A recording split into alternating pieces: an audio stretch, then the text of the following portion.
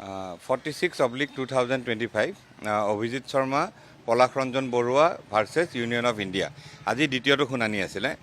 আজি শুনানি কালত আমাৰ উকিল কমল নয়ন চৌধুৰী ডাঙৰীয়া যুক্তি দাঙি ধৰিলে।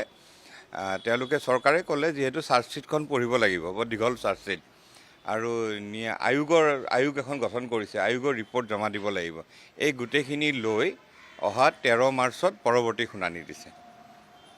13 মাৰ্চত এতিয়া কথাটো হ'ল চাৰ্জশ্বিটখন কাৰো হাততে পৰা নাই। যোনে যিয়ে উৰা বাতৰি বিয়পাই নুফুৰকে চাৰ্জশ্বিট কাৰো হাতত পৰা নাই। চাৰ্জশ্বিটখন পোৱাৰ পিছতহে আমি তাতে পঢ়ি অধ্যয়ন কৰি আমাৰ উকিলে কোৰ্টক জনাব বা আমিও মনৰ কথাখিনি আমি ক'ব পাৰিম কি আছে কি নাই। এতিয়া কথাটো হ'ল ন' ওৱান কিল জেছিকা বুলি এটা আছেনে? চ' 30 বছৰ পিছত এনেকুৱা হ'ব নেকি যে ন' ওৱান কিল জুবিন গাৰ্গ? সেনেকুৱা যাতে নহয়, সেইটোৱে আমি মানে ভগৱানৰ ওচৰত প্ৰাৰ্থনা কৰিছোঁ, তেনেকুৱা যাতে একো নহয়।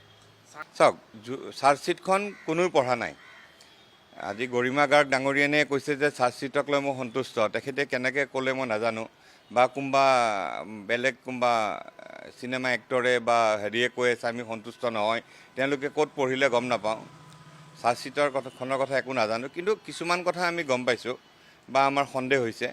যেনেকৈ ইয়াতছত যিবিলাক প্ৰৱাসী অসমীয়া আছিল তেওঁলোকক চবকে ৰেহাই দিয়া হৈছে, অকল 4জন অসমৰ পৰা যোৱা 4জনক এৰেষ্ট কৰিছে।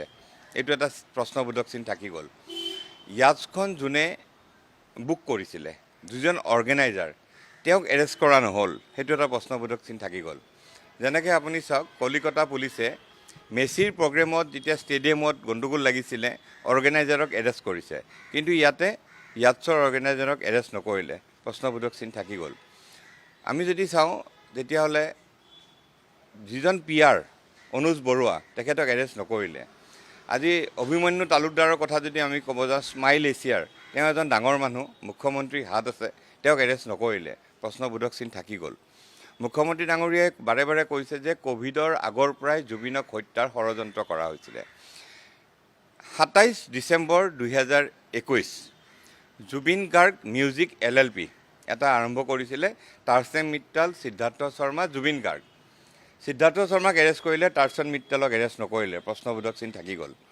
সপোন LLP 27 ডিচেম্বৰ 2021 এইটো কিবা মটৰ পাৰ্টছৰ ৰিপেয়াৰিঙৰ এনেকুৱা ধৰণৰ।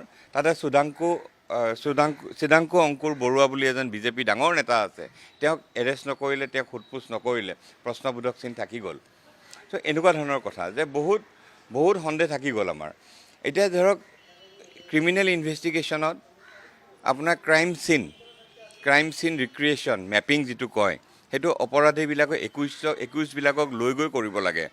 যিটো আমি সোনাম ৰঘুবংশী যিটো মেঘালয়ৰ কেছ, তাৰে ক্ষেত্ৰত আমি গম পালোঁ যে চেৰাপুঞ্জীত মেঘালয় পুলিচে 21বিলাকক লৈ গৈ মেপিং কৰিছিলে। সেইটো SIT CID নকৰিলে। প্ৰশ্নবোধক চিন থাকি গ'ল। এইখিনি নকৰাৰ কাৰণে যদি ভাল উকিল লগাই শ্যামকানু মহন্ত, সিদ্ধাৰ্থহঁতে বেইল পাই যাব নেকি? আজি বেইলৰ কাৰণে তেওঁলোকে এপ্লাই কৰা নাই। কিয় এপ্লাই কৰা নাই সেইটো সকলোৱে জানে, কিয় এপ্লাই কৰা নাই। কিন্তু বেইল এপ্লাই কৰাৰ লগে লগে ভাল যদি সুপ্ৰিম কোৰ্টৰ উকিল যদি লৈ আহে, তেতিয়াহ'লে তেওঁলোকে বেইল পাই যাব নেকি? এনেকুৱা ধৰণৰ প্ৰশ্ন বহুত থাকি গ'ল।